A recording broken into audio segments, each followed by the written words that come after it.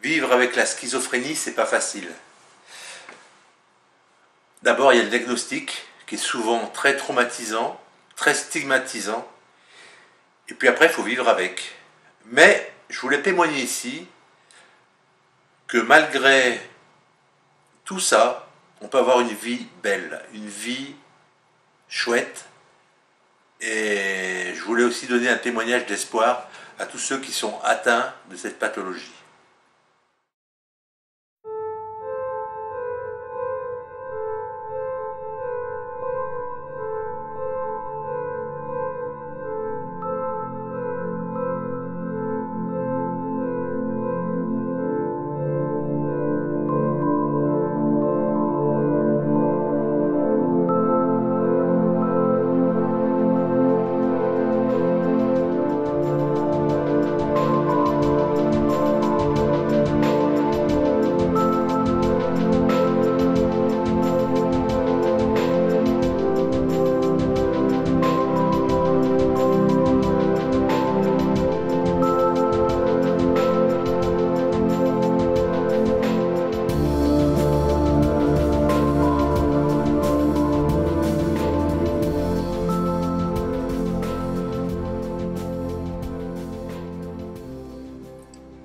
Bonjour, je m'appelle Pierre-Louis, j'ai 56 ans. Après une première bouffée délirante à l'âge de à peu près 21 ans, j'ai été diagnostiqué schizophrène quelques années plus tard. Je vis avec cette pathologie, je vis bien, et mon témoignage c'était ça, c'était de dire que malgré la maladie, malgré toutes les galères qu'on a, malgré les médicaments, les psychiatres, pas toujours super, on peut quand même avoir une vie belle, une vie heureuse. Ça, c'est vraiment le témoignage que je voudrais faire passer. C'est difficile de vivre avec cette pathologie. Le diagnostic est très stigmatisant, très dur à encaisser, mais on peut vivre avec, et puis on peut même vivre bien. Et j'aimerais être un peu un exemple, sachant que je ne me mets pas non plus la grosse tête, mais je veux montrer aux gens, aux patients, à leurs familles, qu'on peut vivre avec cette pathologie, qu'on peut vivre bien, qu'on peut avoir une vie heureuse, qu'on peut avoir une femme, des enfants. L'important, c'est vraiment le lien social, tout ce qu'on va développer autour et contre la maladie, comment on va gérer ça au jour le jour. Et puis il y a peut-être même des avantages à avoir cette épreuve dans la vie. Il y a toujours des avantages à avoir certaines choses, donc il faut les chercher, les trouver, et puis je vais vous expliquer en gros. Voilà.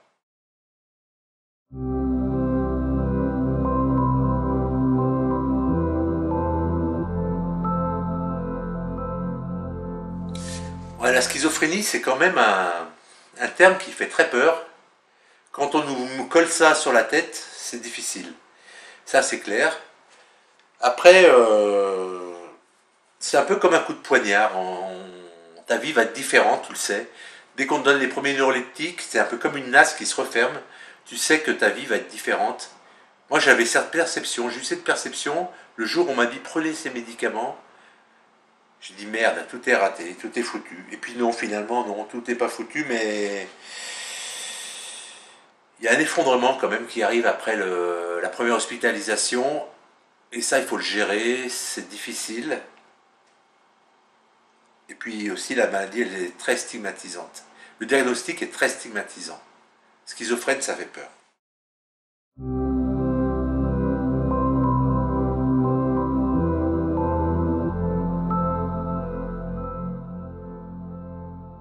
Alors l'origine de la maladie, elle est difficile à déterminer quand même. Pour moi, c'est d'abord un conflit de loyauté avec mes parents, c'est-à-dire que comme j'avais une mère un peu abusive, un père un peu aussi distant, on va dire, j'ai pas eu le dialogue avec mes parents que j'aurais sûrement dû avoir. Une extrême sensibilité aussi a fait que finalement j'ai caché des choses, j'ai gardé en moi des choses qui peut-être en discutant avec eux, peut-être avec un psy à l'époque, un psychologue ou des choses comme ça, peut-être que la maladie se serait mieux passée. Enfin, peut-être qu'il n'y aurait même pas eu de maladie du tout. Après, il y a eu des conflits de loyauté avec mes parents, puisque moi j'ai voulu faire les beaux-arts après la terminale, et mes parents n'étaient pas d'accord. Ma mère surtout n'était pas d'accord. Et il y a eu un peu donc ouais, un conflit de loyauté au sens de Palo Alto, un peu des théories de Palo Alto. Je vous laisserai découvrir ça si vous ne connaissez pas. Il y a vraiment des choses où ça a été tiraillé, ça a été vraiment, il y a comment dire ça, un écartèlement de ce que mes parents voulaient que je sois, ce que moi je voulais être, de mes choix. Et il y a eu l'usage de toxiques, je pense que ça joue un petit peu aussi. Certainement aussi une hérédité, on le dit ça, j'en suis pas tout à fait sûr. En tout cas, peut-être aussi une sorte de choses qui étaient cachées, un secret de famille, puisque mon père avait été hospitalisé, et peut-être qu'il y avait aussi un manque de, de dialogue dans la famille. Simplement, il fallait peut-être discuter plus. Ça, c'est une chose qu'on n'a pas su faire avec mes parents. Beaucoup de mensonges, beaucoup de blocages. J'ai eu aussi des déceptions amoureuses qui m'ont un peu foutu en bas. Et peut-être que la loyauté, c'est vraiment quelque chose qui a manqué dans mon parcours. Et voilà, c'est peut-être ce qui est l'origine de la pathologie.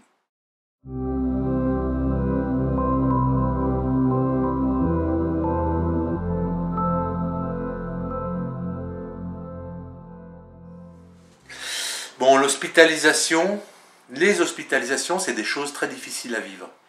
On est souvent mis de côté, enfin, on n'est pas humain, on ne se sent pas humain quand on est hospitalisé. C'est très compliqué. En plus, en plus les hôpitaux sont de plus en plus inaptes à recevoir les patients. Et ce qu'il faudrait, c'est justement qu'il y ait un côté humain qui soit mis dans les services de psychiatrie. Bon, ça mis à part, ce qui était dur pour moi, c'est ces périodes d'hospitalisation où il y avait un peu comme moi je dis, un refroidissement du moteur, comme s'il fallait que les choses se refroidissent, après les accès délirants, puisqu'il y a des accès délirants, des phases hautes, up, comme ils disent les psys, des phases maniaques, ils appellent ça comme ça. Il fallait que les choses se calment, qu'il y ait des périodes des fois dépressives, un petit peu une espèce de cyclothymie pour moi. Hein. Moi, je suis diagnostiqué schizoaffectif. Donc, c'est un petit peu entre la bipolarité et la schizophrénie. C'est quelque part là, voilà. Après, ce qui est très difficile, c'est d'accepter le traitement. Pourtant, il est nécessaire. Mais souvent, on nous en donne, on nous charge vraiment très fortement. Moi qui suis sensible, c'était vraiment des doses de cheval, je trouvais. Et j'étais très fatigué. Alors, est-ce que la fatigue, c'était justement ce moteur qui refroidissait et qu'il était nécessaire que ça baisse? Est-ce que c'était la maladie elle-même? Les médicaments, ça, mystère et boule de gomme. Après, moi je suis marié, donc il y a des problèmes et j'ai des enfants. Donc il faut aussi gérer les gamins, pas penser qu'à soi. Il faut être un peu tourné vers les autres. Ce qui a été dur aussi pour moi, c'est de travailler pendant 30 ans dans l'énergie, on va dire, et dans le secteur de l'énergie, et de cacher ma pathologie. Quelque part, ça a été un petit peu difficile de ne jamais en parler à personne dans mon boulot. J'étais en milieu non protégé, dans la vraie vie, et ça a été compliqué. Puis ce qui est compliqué aussi, c'est d'accepter les médicaments, parce qu'ils font grossir, parce qu'ils nous foutent la tête à l'envers quelquefois, parce qu'ils enlèvent la sensibilité. On va dire que c'est un mal nécessaire, mais moi j'ai quand même espoir un jour de les arrêter.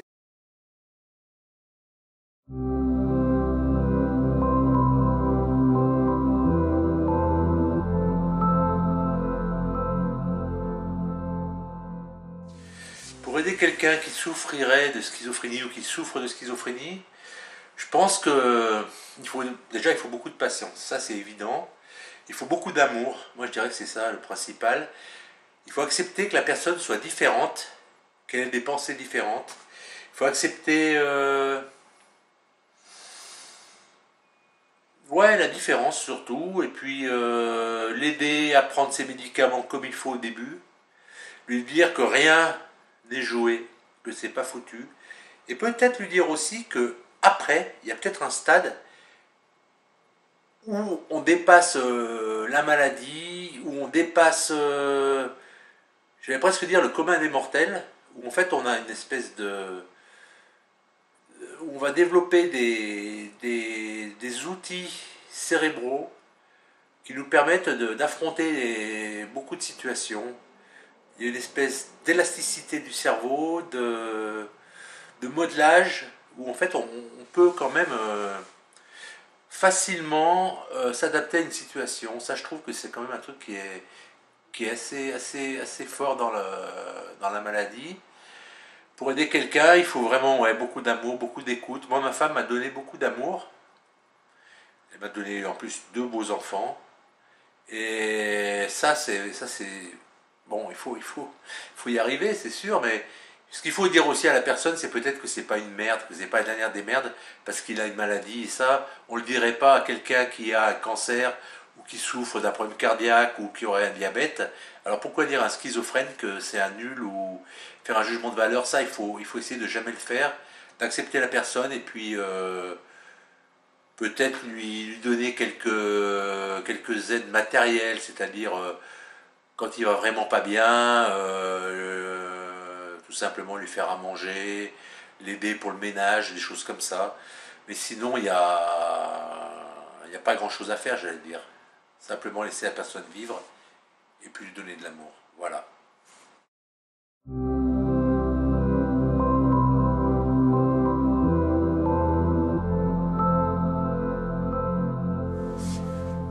Bon, de toute façon, on n'a pas tellement de choix, on est bien obligé de vivre avec.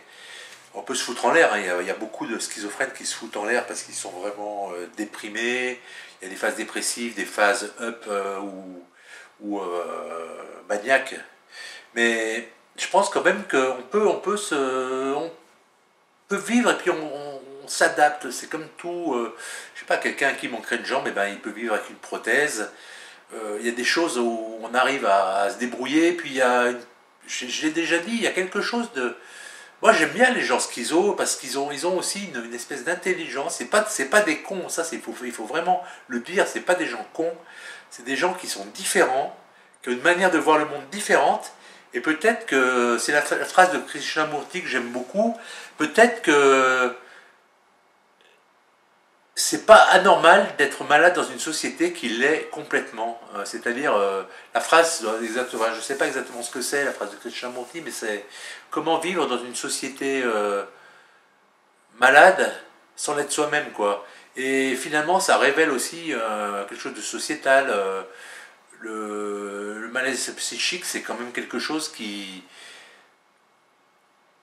est révélateur d'une société, révélateur d'un cette espèce de truc de néolibéralisme où du néolibéralisme on doit tout le temps être performant, tout le temps être un battant, et puis où l'échec surtout, où l'échec est pas beaucoup accepté. Et je pense qu'on peut se casser la gueule, en repartir. Donc c'est en ça où je pense on peut guérir, où on peut aller mieux en ayant toutes ces idées en tête.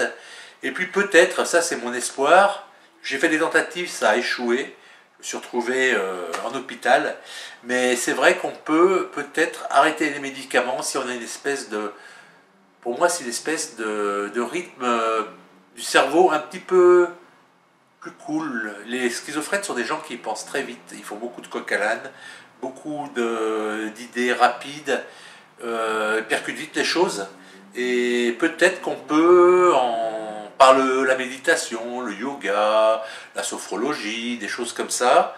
C'est un peu d'ailleurs des idées à la mode, hein. Christophe André en est d'ailleurs le grand prêtre. Peut-être qu'on peut guérir. Pourquoi pas.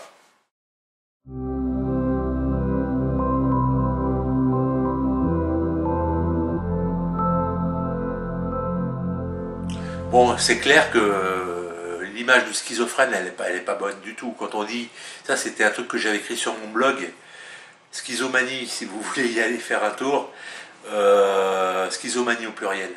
Euh, Si vous voulez vous séparer des gens ou faire fuir des gens, vous dites que vous êtes schizophrène et là, vous êtes tranquille, quoi. Il n'y aura plus personne autour de vous. Après, il ne faut jamais se présenter comme étant schizophrène. Ça, c'est une chose que j'ai appris aussi. C'est complètement con de dire je suis schizophrène, bonjour, je suis schizophrène. Non, là, tout le monde va fuir. Effectivement, il y a dans l'image du pélandro moyen beaucoup de clichés qui font que le schizo, c'est vraiment un truc, c'est effrayant, il n'y a rien de pire. C'est le mec, le psychotique qui va tuer des gens, qui va réagir n'importe comment, qu'on va pas comprendre. Enfin voilà, il y a plein de clichés là-dessus. Plein de peur aussi. C'est surtout la peur qui fait qu'on a ce feedback de la part de la populace. Puis les politiques ont bien mis aussi leur grain de sel à une époque, quand il y a eu par exemple le problème de Grenoble, que les gens informés comprendront, quand le gars s'est fait poignarder sur le cours Gambetta, le cours Beria, c'est sûr que ça n'a pas fait une bonne presse pour les schizos. Et puis, la psychiatrie, c'est toujours un truc qui fait peur, c'est un peu obscur. Mais bon, il faut que les choses évoluent. Moi, je revendique le fait d'être schizo parce que j'ai une différence et cette différence, moi, je l'aime bien finalement. C'est mon côté foufou, mon côté fou. Et puis, je suis fou, puis voilà, puis je vous emmerde.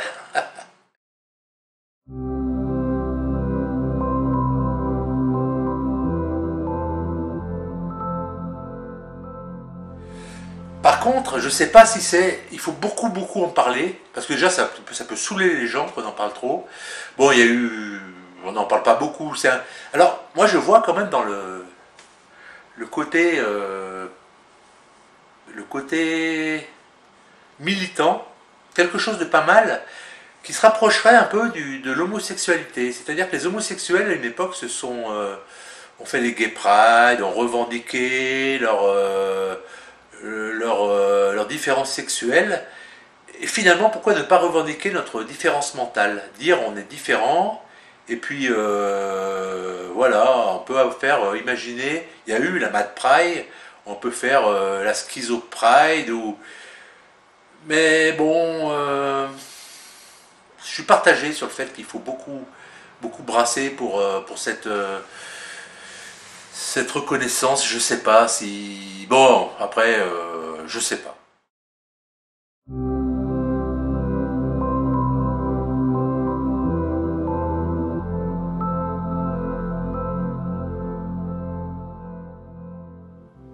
Bon, ben, la schizophrénie, ça nous enseigne qu'il y a toutes sortes de personnes, que le psychisme, il n'y a pas un psychisme comme ça, où en fait on serait tous pareils, tous des moutons.